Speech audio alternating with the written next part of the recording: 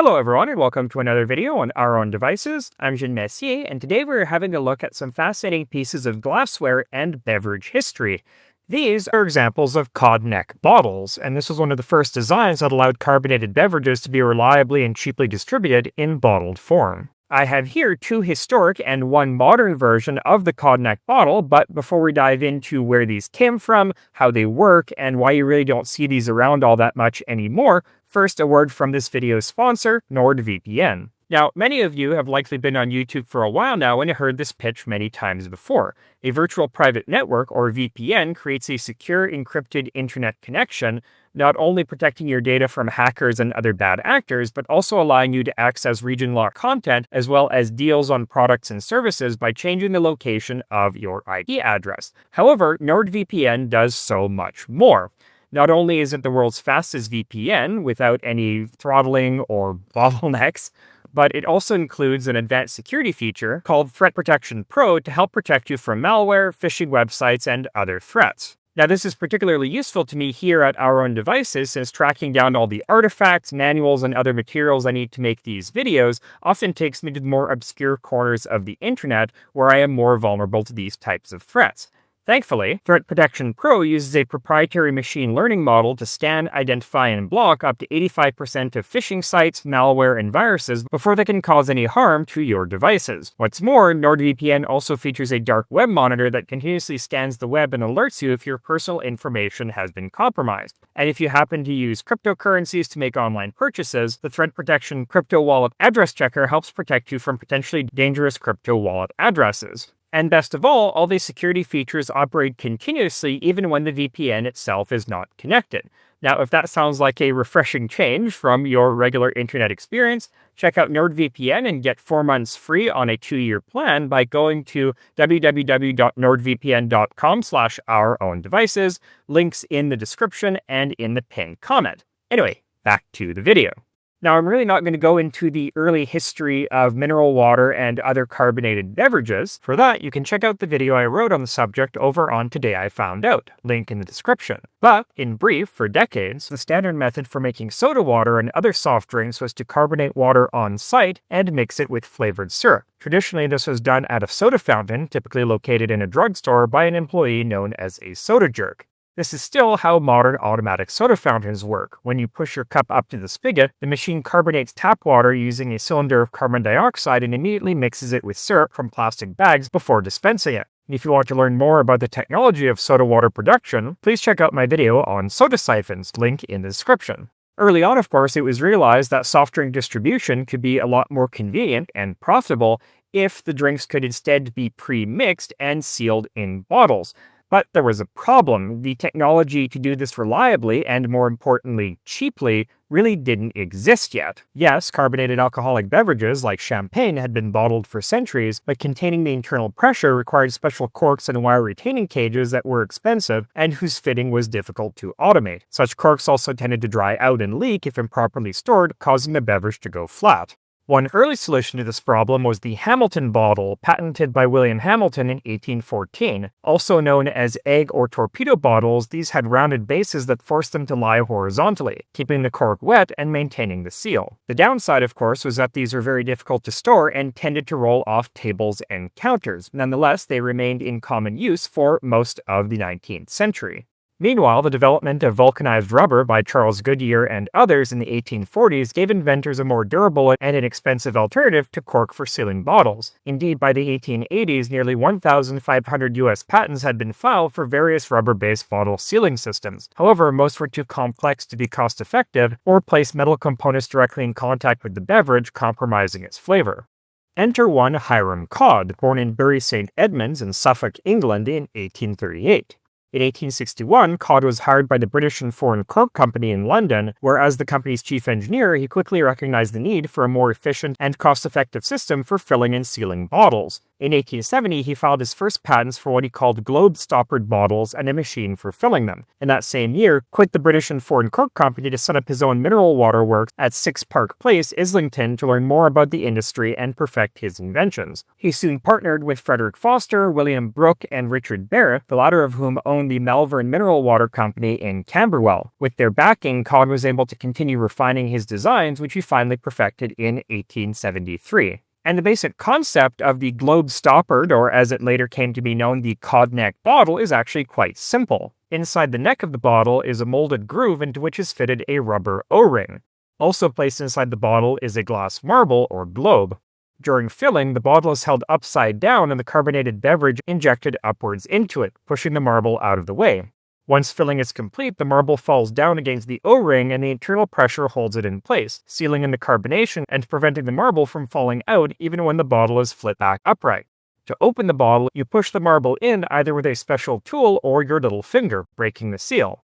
Now, early versions suffered from a number of problems, the first being the tendency of the marble to break as it dropped to the bottom of the bottle. One early solution proposed by Codd and his collaborators was to make the marbles hollow so they floated or sank more slowly. But they eventually settled on adding this crimp at the top, creating a small chamber that limits the distance the marble can fall. Second, when you tried to drink from the bottle or pour out its contents, the marble would reseat itself against the O-ring and block the flow. This second crimp was thus added, forming a shelf that retains the marble during pouring. As you can see, this makes the bottle look rather like a pig's head, which is why these are also sometimes known as pig's head or pig snout bottles. A final common problem was the tendency of the bottle contents to gush out when the marble was pushed in. Codd and several other inventors tried to solve this by introducing a separate valve on the side of the bottle to relieve the pressure prior to pouring, but this proved too complex and expensive and was not widely implemented. So as I mentioned at the beginning of the video, Codd neck bottles are rarely used today, but the technology still hangs on in at least 2 markets. The first being India, where it is used to bottle a soda called Goli soda or Banta, and the second is in Japan, where it is used to bottle something called Ramune. And I actually found a bottle of Ramune in a local Japanese import store, so let me show you how this actually works. First, you undo the plastic wrapper and pull out this little plastic tool, which you use to push down the marble and break the seal.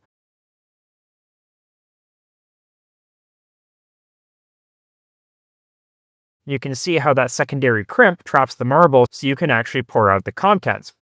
And another nifty feature is that you can actually reseal these, which you do by putting your thumb over the mouth, shaking the bottle, and holding it upside down so that the marble seats itself back against the O-ring. Provided there is enough carbonation left in the drink, the marble will remain in place and the bottle sealed until you push it back in again. Now, I'll talk specifically about the history of Ramune later on in the video, but for now, let's have a look at these 2 other vintage bottles. The first is a 10-ounce bottle bearing the name of the J. Roberts Company of Castleford, West Yorkshire, which operated from the 1870s until the early 1900s. This was a glassworks and not a bottling company, as this bottle could originally have held any number of beverages, though most likely mineral or soda water. On the back are molded the words Codd's Patent Bottle and Extra Strong Glass, while on the bottom we have 10 ounces and a serial number 3182. Now, I haven't been able to find any reliable information on this company's numbering scheme, but this could indicate that this bottle was made in 1882, which would fit nicely into the company's timeline. Now, sometime in the early 20th century, production moved to India, and those bottles will have the words Made in India prominently molded onto them. This bottle doesn't have that, which adds further evidence to this being made in 1882. However, I have heard that exact replicas of these bottles were recently made, so I have no idea whether this is an authentic one or a replica. But as always, if any of you are bottle collectors and know anything more about this, let me know and I will add that information to the description of this video.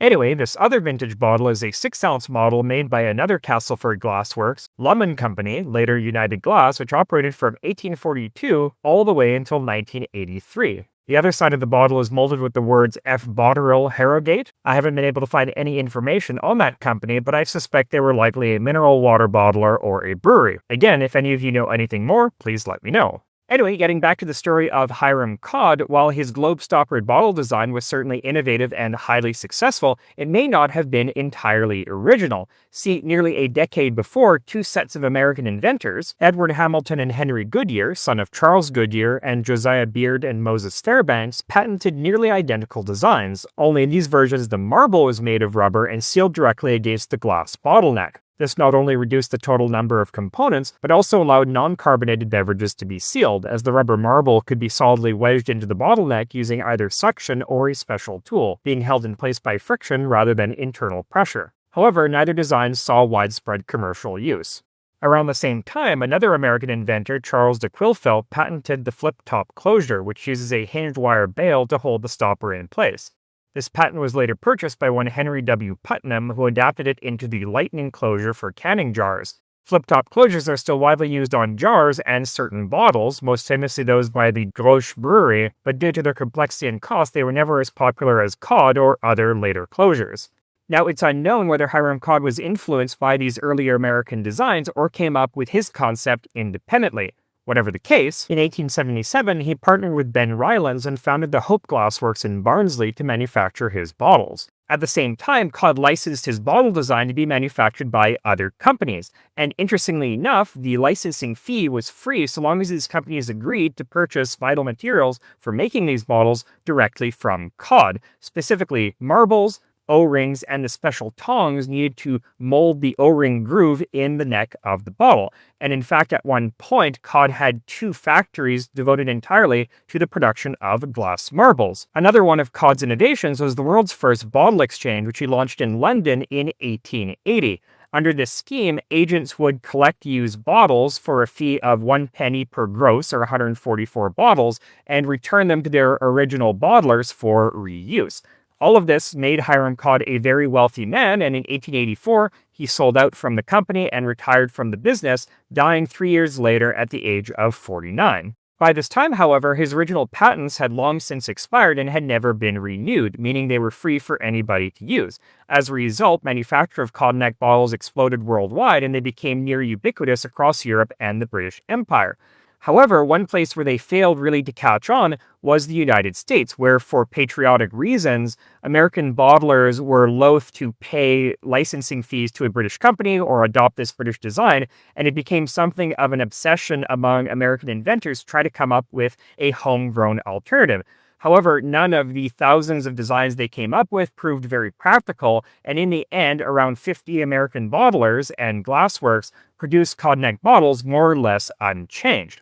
But despite its great success and ubiquity, the Codd neck bottle was still very expensive to manufacture.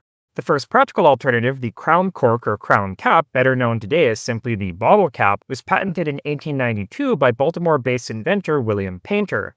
Born in Philadelphia, Maryland in 1838, the same year as Hiram Codd, in the 1880s, Painter was working as a foreman at the Merle and Kaiser machine shop when he became obsessed with the problem of cheaply sealing pressurized bottles.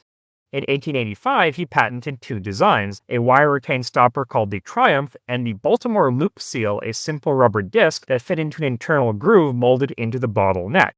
The latter design proved very cost-effective, yet durable and easy to open, so Painter partnered with one Samuel Cook to found the Bottle Seal Company in Baltimore. However, Painter wasn't really satisfied with this design and immediately set about coming up with an alternative external closure for bottles. On November 5, 1889, he was granted U.S. Patent 468259 for a fluted sheet metal cap with a cork seal that could be cribbed over a protruding rim molded into a bottleneck. This design featured a number of holes to assist its removal using a corkscrew or other similar instrument. However, sealing these holes required the use of a large cork seal and metal skirt, increasing cost and complexity. Realizing that the cap could easily be levered off using a knife, screwdriver, or later a dedicated bottle opener, Painter eliminated the holes and shortened the skirt, and in 3 follow-up patents filed between 1890 and 1892, perfected what we would now recognize as the modern crown cork or bottle cap. Now, unusually for an era where people were used to repairing and reusing consumer goods over and over again, from the very beginning, crown corks were specifically designed to be disposable,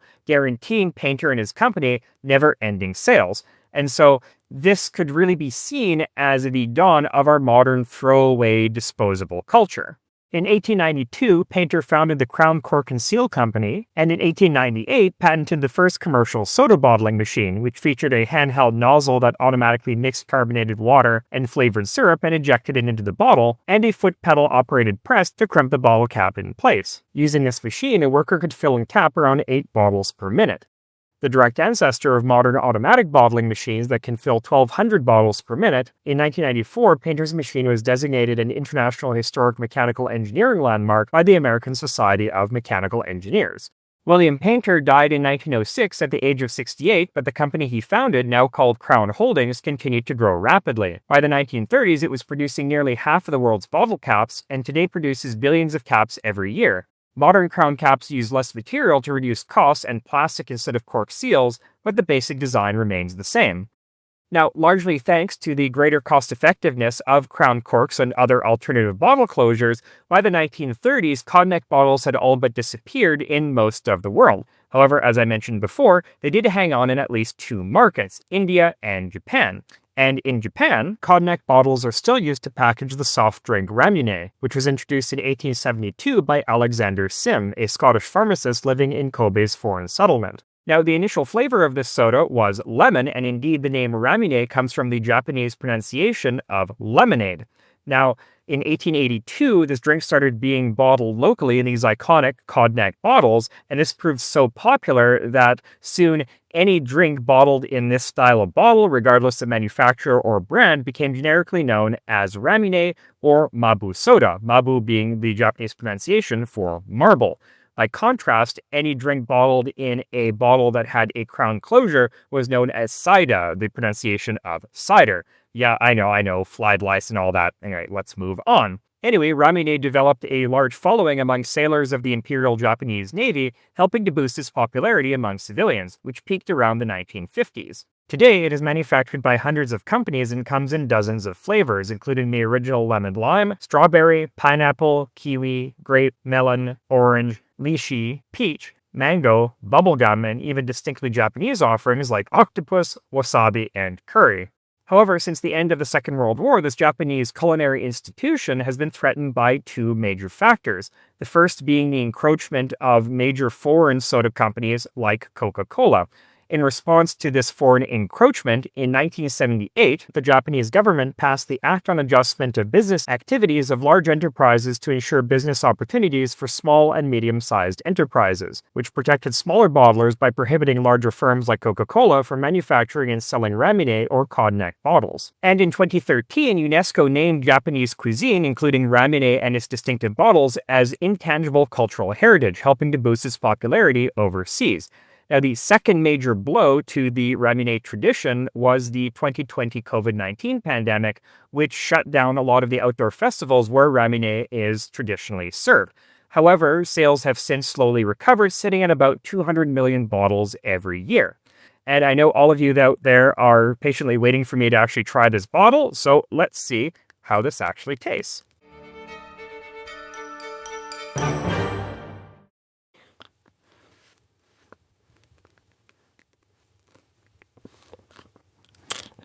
Well, it's grape, so it tastes like cough syrup, which, if you like that sort of thing, yeah, not bad. Anyway, moving on, as I said, the second place where cognac bottles remain popular is India, where they are used to bottle a variety of locally produced lemon-flavored soda, variously known as Banta, Goli, Gote, or Fataj Dwal, all these names being derived from the Hindi, Punjabi, and Bengali words for marble. A fixture of Indian culture, especially in Delhi, Banta is produced by a large but informal cottage industry comprising hundreds of small local bottlers, though today all the cognac bottles are manufactured by one company, the Khandalwal Glassworks in Sasni, Uttar Pradesh. Typically sold from small stands in public areas like railway stations, Banta was traditionally served in unglazed disposable clay cups called coulars, but these have largely been supplanted by disposable paper and plastic cups. Lemon is still the most popular flavor, but others are also available, including rosewater, nimbu masala, orange, grape, and pineapple. The drink is also traditionally mixed with crushed ice and various flavorings, including lemon juice, kala namak or black salt, black pepper, or chaat masala. Now, just like with Ramune in Japan, in recent years, the Banta industry in India has shrunk significantly, mainly due to competition from foreign soda companies like Coca-Cola, but also the highly inefficient and labor-intensive practices used by many of these local bottlers. However, many of these bottlers have since invested in more automated machinery, allowing sales to stabilize at around 3.75 million bottles every year. And as an interesting aside, for several years leading up to India's independence in 1947, the British colonial authorities actually banned the sale of cod neck bottles in many cities because protesters were filling them with water and calcium carbide to create small acetylene cannons. And to learn more about that particular chemical reaction and its many surprising applications, please check out my previous videos on carbide lamps and Big Bang cannons. And to learn more about another astonishing Indian cottage industry, check out the video I wrote over on Today I Found Out about the Dabawala lunch delivery workers. Links, as always, in the description. Now, before I end this video, I do want to address two remaining pieces of trivia regarding cod neck bottles. The first being the fact that, despite these being extremely popular all around the world for many decades, original, intact vintage examples are relatively rare to find. And this has nothing to do with the quality of their manufacture. In fact, these are very thick-walled, very robust bottles, but rather the fact that children would often smash these in order to extract the marble inside and use that marble to play. Second, you'll often hear a claim that these bottles are the origin of the term codswallop, as in a load of old codswallop, nonsense, bullshit, etc. Wallop being an old term for beer, hence Codd's wallop. However, this probably isn't true since that term far predates the invention of the cod neck bottle. Cod being an old term meaning to kid, to tease, to get a rise out of, in modern parlance, to troll. So, pro tip, if you come across any of these etymologies online or in fun facts book and it sounds too neat and tidy to be true, that's because it probably is. Language really doesn't work that way. And that, dear viewers, is a brief history of the cod neck bottle, an often forgotten but vital innovation in the history of the modern soft drink industry. Now, I usually cover far more sophisticated devices on this channel, but an innovation doesn't need to be terribly complex or sophisticated in order to have an impact on global history and culture, which the cod neck bottle clearly demonstrates. Anyway, thank you so much for watching. A huge shout out to Joe Romanson, who provided these two vintage bottles for me to look at in this video. I'll see you next time in another video where we'll look at yet more fascinating food service technology like this and other devices. Until then, I'm Jin Messi from Our Own Devices, and bottoms up.